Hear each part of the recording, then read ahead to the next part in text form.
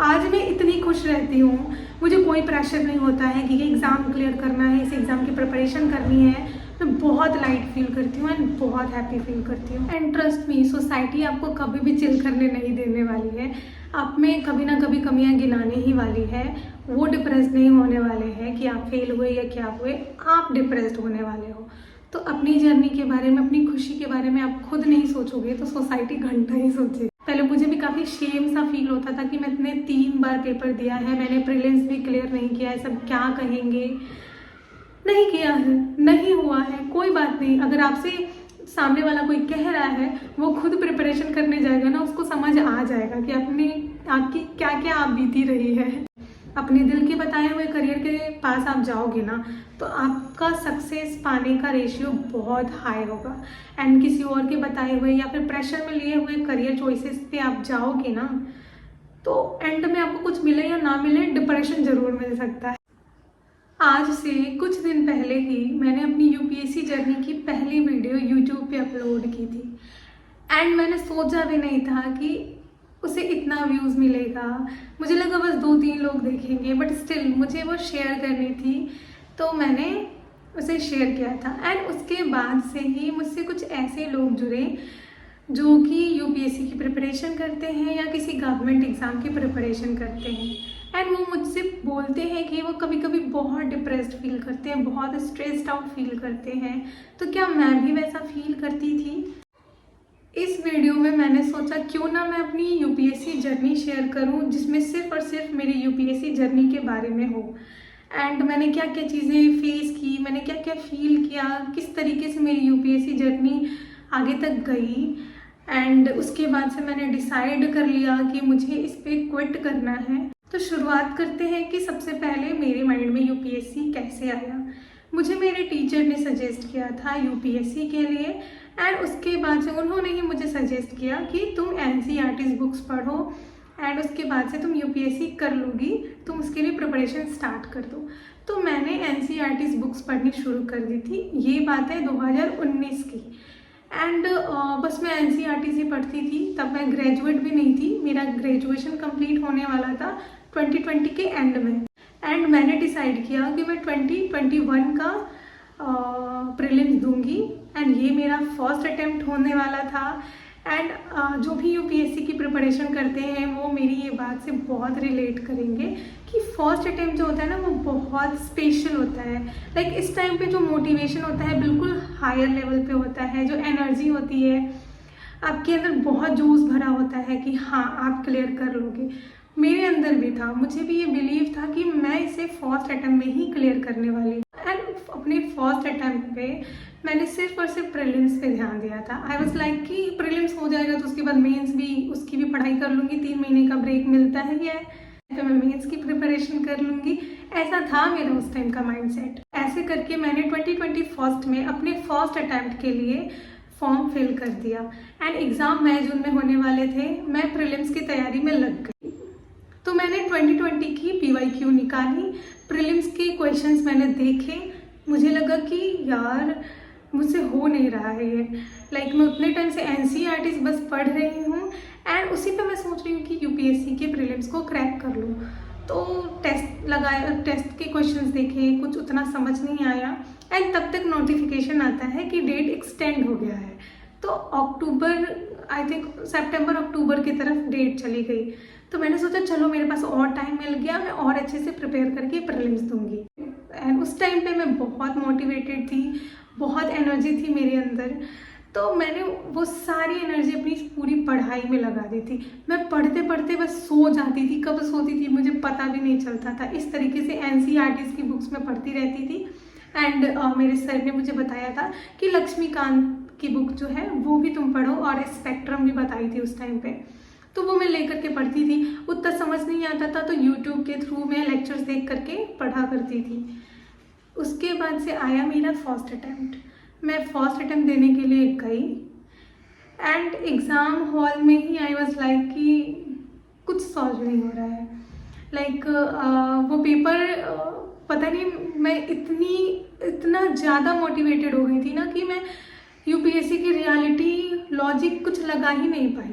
And उसके बाद से मैंने सोचा कि मैंने क्या क्या मिस्टेक की है। तो मुझे लगा कि करंट अफेयर्स के क्वेश्चंस मुझसे नहीं हो रहे थे, क्योंकि मैंने न्यूज़पेपर पढ़ा ही नहीं था, द हिंदू मेरे एरिया में मिलता ही नहीं था। तो फिर उसके लिए मैंने सोचा कि अब क्या करना चाहिए। तो यूट्यूब के थ्रू मैंने देखा कि किस तरीके से आप यूपीएससी की प्रिपरेशन कर सकते हो। तो जो भी चीज़ें मुझे समझ में आई, मैंने सारे बुक्स अरेंज किए। पेपर के लिए मैंने सोचा कि चलो न्यूज़पेपर नहीं मिल रहा है, मैं पीडीएफ से काम चला लूँगी। तो फिर मैंने न्यूज़पेपर के लिए पीडीएफ करना शुरू किया। एंड तब तक मैं ये समझ चुकी थी कि मेरा फर्स्ट अटैम्प्ट गया। यानी जो सबसे स्टार्ट का मेरा जो ड्रीम था कि मुझे फर्स्ट अटैम्प्ट में ही क्लियर करना है, वो तो होने ही नहीं वाला था। उसके बाद से मैंने इस पे ज़्यादा दिमाग नहीं लगाया। मैंने सोचा कि चलो सेकंड अटैम्प्ट में भी बहुत सारे लोग निकलते हैं, तो मैं इस बार ही अच्छे से प्रिपेयर करूँगा। एंड उस टाइम पे मुझे समझ आया कि मेंस की भी तैयारी पहले ही करनी होती है। तो यहाँ पे मैं आप सभी को एक चीज़ बताना चाहूँगी कि जो मैंने गलती की ना, कि मैंने ये नहीं सोचा कि मैं बैठ करके 1-1.5 साल अच्छे से प्रिपरेशन कर लेती हूँ एंड उसके बाद एग्ज़ाम देने के बारे में सोचूंगी।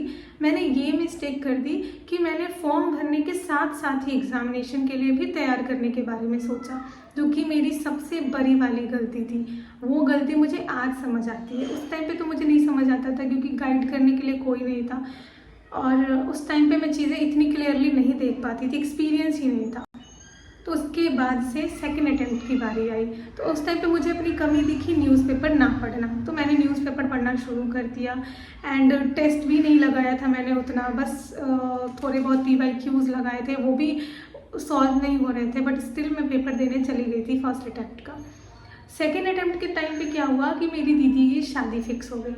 एंड उस सेकेंड अटैम्प्ट का भी मैंने फॉर्म फिल कर दिया था, 2022 में होने वाला था पेपर। एंड उस टाइम पे सेकेंड अटैम्प्ट के लिए प्रिपरेशन करना घर पे रह करके, जहाँ पे शादी का माहौल है, वो बहुत डिप्रेसिंग सिचुएशन था। उस टाइम पे मुझे लगा कि मेरा सेकेंड अटैम्प्ट भी चला जाएगा, यानी मैं कुछ नहीं कर पाऊंगी। फर्स्ट अटैम्प्ट तो गया ही, अब सेकेंड अटैम्प्ट भी मैं कैसे दूंगी। काश उस टाइम पे मैंने ये सोचा होता कि सेकेंड अटैम्प्ट को रहने देते हैं, अभी प्रिपरेशन कर लेते हैं एंड नेक्स्ट ईयर 2023 में पेपर दे लेंगे। बट मुझे ऐसा था ना कि नहीं, आप पेपर से भाग नहीं सकते हो, आप पेपर दो, पेपर मत छोड़ो, ये सारे मोटिवेशन मेरे अंदर काफ़ी हावी थे। तो उस टाइम पे मैंने घर पे बात की एंड मैंने बात की कि मुझे अपने सेकेंड अटैम्प्ट को अच्छे से देना है। एंड दीदी की शादी के टाइम पे मैंने बोला कि मुझे बाहर PG लेकर के पढ़ाई करनी है अपनी, एंड मुझे अपनी सेकेंड अटैम्प्ट को अच्छे से देना है। मेरे पेरेंट्स मान गए मेरी बात को एंड उन्होंने पटना मुझे भेजा। मैं पटना 3 महीने तक रही। आई थिंक मैं फेब के एंड में पटना गई एंड मार्च अप्रैल मई में एग्ज़ाम था, मई के एंड में। तो 3 महीने मैं पटना रह करके रूम में पढ़ाई करती थी एंड वहाँ पे बहुत डिप्रेसिंग माहौल था। मतलब घर पे शादी की तैयारियाँ चल रही है, मैं वहाँ अकेली। यूपीएससी के लिए प्रिपेयर करना मेरी खुद की जिद थी। मेरे पेरेंट्स ने मुझे कभी भी फोर्स नहीं किया कि तुम ये करो या फिर कुछ भी करो। तो जब भी मैं काफ़ी डिप्रेस्ड फील करती थी ना, मेरे पास शेयर करने के लिए कोई नहीं होता था, सिर्फ मेरी दोस्त थी एंड वो मुझे काफ़ी सपोर्ट करती थी। वो काइंड ऑफ एक बहुत ही सपोर्टिव पिलर रही है मेरी लाइफ की जर्नी में। तो वो मुझे चीज़ें समझाती थी एंड जैसे तैसे 3 महीने मैंने पढ़ाई की एंड उसके बाद से मैंने सेकेंड अटैम्प्ट पटना में ही दिया। सेकेंड अटैम्प्ट देने के टाइम पे भी पता नहीं मेरे दिमाग में क्या चल रहा था, क्या नहीं चल रहा था, तो पेपर वो भी खराब गया। इस तरीके से मेरा सेकेंड अटैम्प्ट भी मुझे लगा कि ये भी नहीं होने वाला है।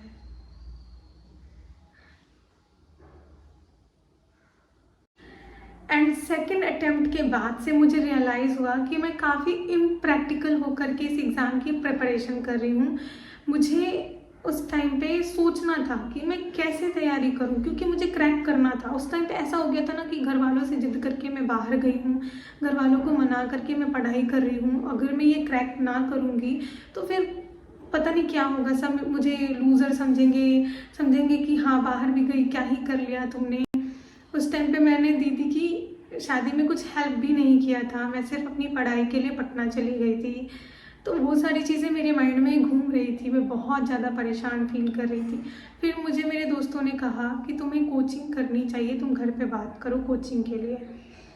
फिर उसके लिए भी मैंने अपने घर वालों को मनाया कि मुझे दिल्ली जाना है, दिल्ली जा कर के मुझे कोचिंग करनी है यूपीएससी के लिए। मेरे पेरेंट्स माने, मेरी बात को समझे एंड वो मुझे दिल्ली भेजने के लिए रेडी हो गए। तो दिल्ली में गई अराउंड अगस्त के एंड में, 2022 के अगस्त के एंड में मैं दिल्ली गई। वहाँ पे मैंने कोचिंग ज्वाइन किया एंड कोचिंग ज्वाइन करने के साथ साथ मुझे लगा अब तो मैंने कोचिंग में ज्वाइन कर लिया है, मैंने सेल्फ स्टडी भी पहले से की थी। तो जो भी चीज़ें कोचिंग में पढ़ाते थे, मतलब उसमें से 80% चीज़ें मैं ऑलरेडी मैंने पढ़ रखा था। तो कोचिंग करती गई एंड उसके बाद से काफ़ी, जब मैं दिल्ली थी तो बहुत ब्रेकडाउन फील करती थी, बहुत डिप्रेस्ड फील करती थी। मतलब इतना ज़्यादा कभी कभी मैं बैठ के बस रोने लगती थी। लेकिन खाने की भी प्रॉब्लम होती थी, कभी कभी पढ़ने का मन भी नहीं करता था, काफ़ी डीमोटिवेटेड फील करने लग जाती थी। तो उस टाइम पे मेरे दोस्तों ने मेरा बहुत साथ दिया एंड दिल्ली में मैंने सोचा नहीं था, मेरे 2 ऐसे दोस्त बने जो कि मतलब बहुत ही, मतलब इतने अच्छे दोस्त मिलेंगे मुझे दिल्ली जैसे प्लेस पे, मैंने सोचा तक नहीं था। तो मुझे ऐसा लगता है कि शायद मैं दिल्ली होने से ही दोस्ती करने गई थी, मजाक था। उसके बाद से तो ये चीज़ें हुई, फिर मैं कोचिंग करने लगी एंड कोचिंग करने के साथ साथ मैंने अपनी फिर से मिस्टेक कर दी एंड उसके बाद से जनवरी फेब आने लगा एंड फॉर्म फिल करना था मेरे 3rd अटेम्प्ट के लिए, जो कि 2023 का होने वाला था। तो मैंने उसके लिए फॉर्म फिल कर दिया एंड तैयारी करने लग गई। बीच बीच में लगता था कि मैं ब्रेक ले लूँ क्या, लाइक 2024 में अटैम्प्ट दे दूँगी तो इस बार का दे लूँ क्या। तो टीचर सामने से मोटिवेट करते थे कोचिंग में कि आपको अटैम्प्ट क्यों काउंट करने हैं, आप अटैम्प्ट से क्यों भाग रहे हो, आप जा कर के एग्ज़ाम में बैठो, देखो क्या हो रहा है।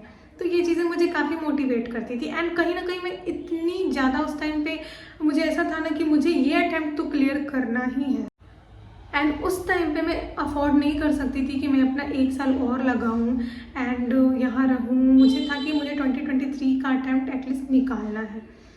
तो उसके बाद से मैंने फॉर्म फिल कर दिया था। एग्ज़ाम एज़ यूजुअल मई में होने वाला था।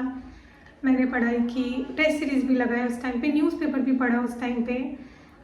ऐसे करके एग्ज़ाम का दिन आया। मैंने सेंटर अपने घर के पास का डाला।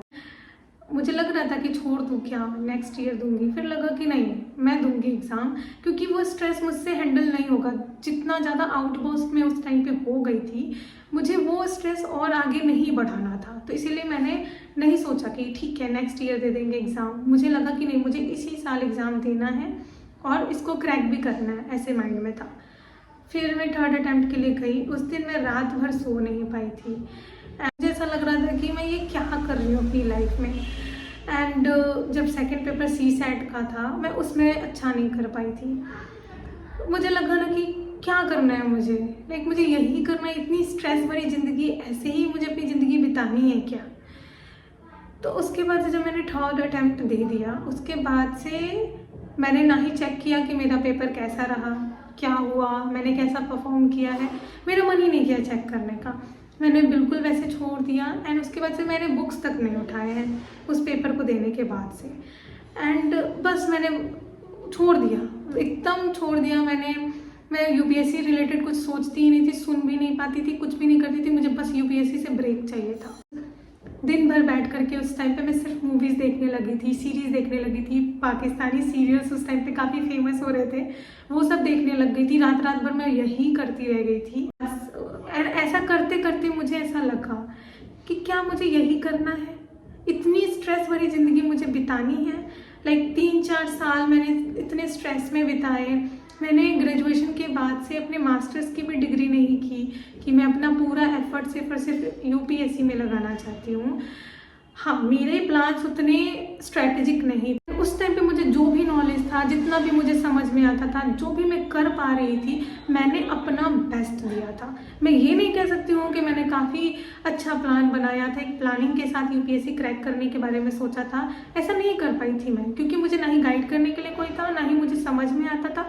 एंड कोचिंग भी आपको बस पढ़ाने से मतलब रखते हैं, आपकी फ़ीस लेने से मतलब रखते हैं। उसके बाद से उनको नहीं लेना है कि आपका निकल रहा है या किसका निकल रहा है, बस उनको है कि उनकी कोचिंग में से किसी का भी निकले। एंड उस टाइम पे मुझे मेरी कोचिंग का एक इंसिडेंस याद आया, जिसमें मेरे टीचर ने अराउंड 300-400 बच्चे थे उस दिन कोचिंग में। उन्होंने पूछा कि आप में से किस किस को लगता है कि आपका यूपीएससी का पेपर क्लियर हो जाएगा।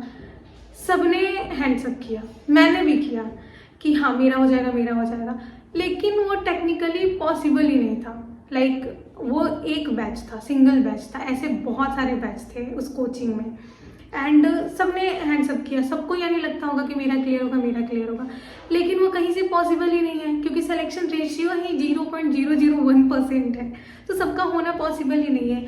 तो मुझे वो इंसिडेंस याद आया कि मुझे भी तो लग रहा था कि मेरा हो जाएगा, तो यहाँ पे मुझे थोड़ा प्रैक्टिकली सोचना चाहिए। मुझे अगर कुछ करना ही है तो मुझे दूसरे फील्ड में भी अपने आप को एक्सप्लोर करना चाहिए।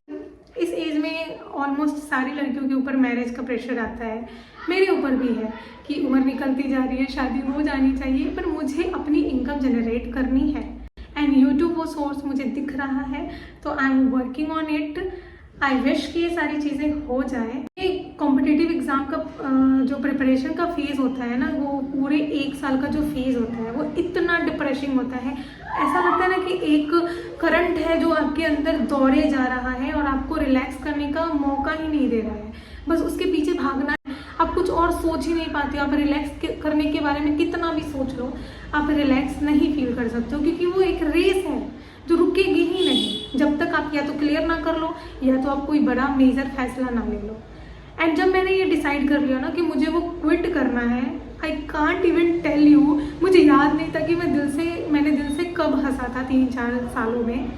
आज मैं इतनी खुश रहती हूँ, मुझे कोई प्रेशर नहीं होता है कि ये एग्ज़ाम क्लियर करना है, इस एग्ज़ाम की प्रिपरेशन करनी है।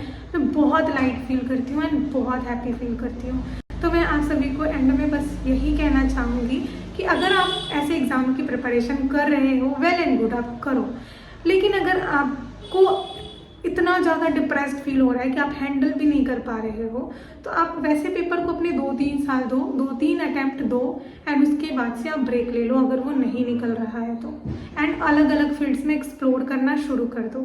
क्योंकि पता है एंड में क्या होगा, डिप्रेस सिर्फ आप होगे एंड ट्रस्ट मी, सोसाइटी आपको कभी भी चिल करने नहीं देने वाली है। आप में कभी ना कभी कमियां गिनाने ही वाली है।